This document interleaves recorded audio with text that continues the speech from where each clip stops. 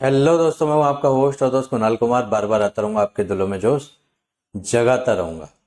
भाई साहब यहाँ पे CICI बैंक है और इनने ना 87,000 रुपीज़ मिनिमम पे कर दिया है या EMI पे कर दिया। आप मोटा मोटा ये समझ लो कि कस्टमर के ब्याह पे खुद पे कर दिया है विदाउट उसके बोलने पे। उसने नहीं बोला, इन्होंने अपना कर दिया। अब ये क्यों करते हैं वो बीच में मैं इनपुट डालूंगा, ये सुनते हैं क्या क्या बात हुई है। हेलो। CICI बैंक से बात कर रहा हूँ। स्टेट बैंक से बात कर रहा था। जी बोलिए।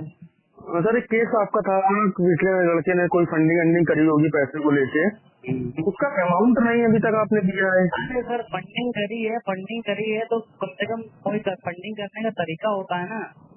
मतलब कस्टमर से पूछ के, आप हमारे भाई से पूछ के फंडिंग कर दी, हम क्लियर मना कर रहे हैं, फोन नहीं उठाया तो आपने रात नहीं, में जब फोन किया। आप लोग को मालूम ही होगा, छोटी फंडिंग तो थी नहीं 87,000 तो रुपए की। यही तो बात है ना, 87,000 की छोटी फंडिंग नहीं है तो कम से कम अगर लगा दिया तो कुछ इंतजार करिए, थोड़ा सब्र करिए। भाई साहब, अगर कोई फंड कर देता है ना, चाहे वो छोटी हो चाहे मोटी हो, उसको देने का नहीं है। वो पता क्यों करता है? अपना टारगेट पूरा करने के लिए। अब आप कुछ लोग सोच रहे होंगे कि भैया 87,000 रुपये और उसका टारगेट तो इतना तो होगा भी नहीं, इतना उसने लगा दिया। तो भाई साहब यहाँ पे ना सिर्फ एजेंट नहीं लगाता, एजेंट के भी कटते हैं, एजेंसी ओनर के भी कटते हैं, इवन बैंकर भी देता है कि भाई इसको निपटाओ और मैं भी कुछ कंट्रीब्यूट कर दूंगा। तो ये होता क्यों है? एजेंसी ना कुछ ऐसी सिचुएशन आ जाती है कि आपका इतने परसेंटेज हमें चाहिए, वरना हम आपको लिस्ट से हटा देंगे, काम ही नहीं देंगे अगले महीने से। तो एजेंसी ना अपने काम को कंटिन्यू करने के लिए, सपोज उसको 2 लाख रुपए बच रहे हो, समझना मेरी मोटी मोटी बात, और उसके 87,000 रुपये लगाने से वो 2 लाख आ जाएं, और वो 87 ना लगाए तो 2 लाख पे भी पानी है, तो वो 87 लगा देगा ना भाई साहब। 1,13,000 तो फिर भी बच रहे हैं उसको। कुछ ऐसी सिचुएशन होती है दोस्तों, आपको यहाँ पे पैसा देने की ज़रूरत नहीं है। और एक मोटा मोटा और बताता हूँ, सपोज जैसे 87,000 रुपये उसने आपके पे कर दिए, ठीक है। अब अगर आप सेटलमेंट की जब बात करेंगे ना, ये तो चलो मिनिमम को मारो गोली, मैं कह रहा हूँ EMI भी पे कर दी। अब आप सेटलमेंट की बात करोगे तो उसी 87,000 रुपये पे ना कम से कम आपको 60,000 रुपये वेवर मिलता, 20,000 ही भरने पड़ते। यहाँ पे पूरे 87,000 चले गए, तो उसकी तो उसका लॉस आप ही को होगा ना। क्यों दोगे आप?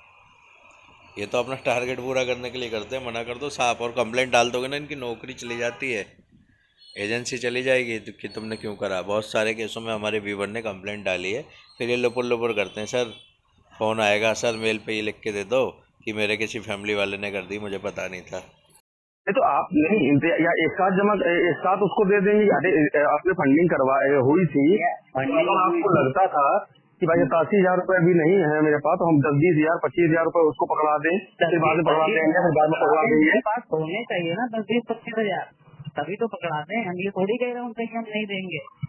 हम्म। अब उनको हर कहाँ आपसे मुलाकात करते होगा, कब होगा हमारा? अभी मिल लीजिए। कहाँ पे है? हम फैसलगंज में है इस टाइम। अच्छा, फैसलों का आपके निवास स्थान पर थे जरा। हाँ, हम आपके निवास स्थान पर थे। निवास स्थान पर जाने से पहले आपने मैं कॉल करा, निवास स्थान पहुँच के आप क्या करेंगे? निवास में इसलिए ऐसे था कि मेरे पास 3 केस लगे थे, वहाँ के इधर के आपके सकेरी के। तो अभी आप उधर से इधर आ जाइए, अभी हम यही फैसलगंज में। फैसलगंज में। हाँ, चलो तो नेक्स्ट टाइम जब मेरा आना होगा, मेरा होता मेरा मंडे को आना होगा, और सकेरी एयरपोर्ट के पास आना। मतलब फंडिंग हमारे भाई से पूछ के करती, हम उसी दिन मिल के शाम को मना करके गए थे, बिल्कुल क्लियर। कोई फंडिंग कोई कहेगा आपको करने की जरूरत नहीं है, पेमेंट लगाने की जरूरत नहीं है, लेकिन फिर भी लगा दी गई। उसके बाद बोले चलो ठीक है लग गई है, हम कर देंगे, आगे जैसे होगा हम कर देंगे आगे चल के।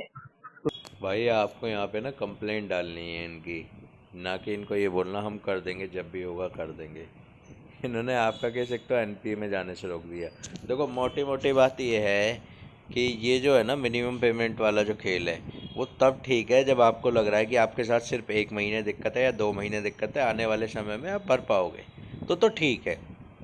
ये फंडिंग करते हैं, करा लो सर, कोई बात नहीं, कर दो, मैं आपको 2 महीने बाद दे दूँगा। और जब आपको लग ही रहा है कि आपको तो डूबना ही है, आपको चाहे वो आज डूबो, चाहे वो 2 महीने बाद डूबो, चाहे 6 महीने बाद डूबो, डूब जाओ। कल भी तो डूबना है, उससे बढ़िया आज डूबो। अब उससे पता फ़ायदा क्या होगा आज डूबने से? कि जो आप 2 महीने 6 महीने जो आप मिनिमम भरते रहेंगे, वो आपका बच जाएगा और हो सकता है उतना ही पैसों में सेटल हो जाए। और ये सब ज्ञान पता है मैं क्यों दे पा रहा हूँ, क्योंकि मैं भी इसी तरीके से पता नहीं कितना भर दिया इनको मिनिमम में। और अगर वो मेरे को कोई बताने वाला होता ना जैसे मैं बता रहा हूँ, तो आज 20 लाख रुपए होते मेरी जेब में। सरकार, हमारा ये कहने का मतलब था, हमारा आपसे ये अनुरोध था कहने का कि जो भी लड़के ने फंडिंग लगाई है या करी है, ठीक है, तो अगर आप मेरे ख्याल 2 महीने हो गए इस बात को, 1 महीना हो गया इस बात को, मेरे ख्याल 1 महीना हो गया। उस महीने के अंतराल में आप उसको अगर 10-15 हजार रुपए भी पकड़ा दे, हमने 10,000 कमाए नहीं है इस महीने में, आप देने की बात कर रहे हैं। तो भाई तो करें ये वही तुम्हारी बात है ना, इतना लंबा कार्ड नहीं स्टॉप करना चाहिए आपको, कार्ड यूज नहीं करना चाहिए 5 लाख रुपए का। ये भाई साहब उल्टा चोर कोतवाल को डांटे नहीं हो गया। ये ग्राहक को बता रहे हैं आपको 5 लाख का कार्ड इस्तेमाल नहीं करना चाहिए था।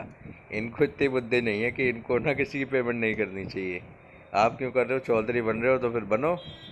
आप भी तो टारगेट पूरा करके पैसे इंसेंटिव कमा रहे हो, ग्राहक से क्यों मांग रहे हो? स्वाइप करना है या नहीं करना है, तो वही मैंने कि अमाउंट नहीं देने के था, तो नहीं कमाते हो। 87,000 देने का है, बोर्ड लगा दिया तो आपको दर्द हो रहा है। और नहीं, हमको नहीं दर्द हो रहा है, हमको नहीं दर्द हो रहा है, मेरा कुछ पैसा नहीं हुआ। तो पर्सनल नहीं होगा, इसलिए बोल रहे हैं जब पर्सनल पैसा नहीं तो इतना पर्सनल होने की क्या जरूरत है, टारगेट पूरा अगर फ्लो में लगाई गई थी, अगर हमारे भाई को समझा के अब हमसे बोल रहे हैं भाई आपकी भाई की जबान पे हमने लगाया था। भाई भाई कौन होता है हमारे बीच में बोलने वाला? भाई आरबीआई बोलती है या बोलती कस्टमर फोन ना उठाए या मना करते तो उसके भाई को फोन करके समझा के उनके भाई के बिहाफ पे पेमेंट लगा लो, फिर कस्टमर को परेशान करो। हमको आप लोग हैरेस कर रहे हो। नहीं, हम आपको हरीश नहीं कर रहे हैं,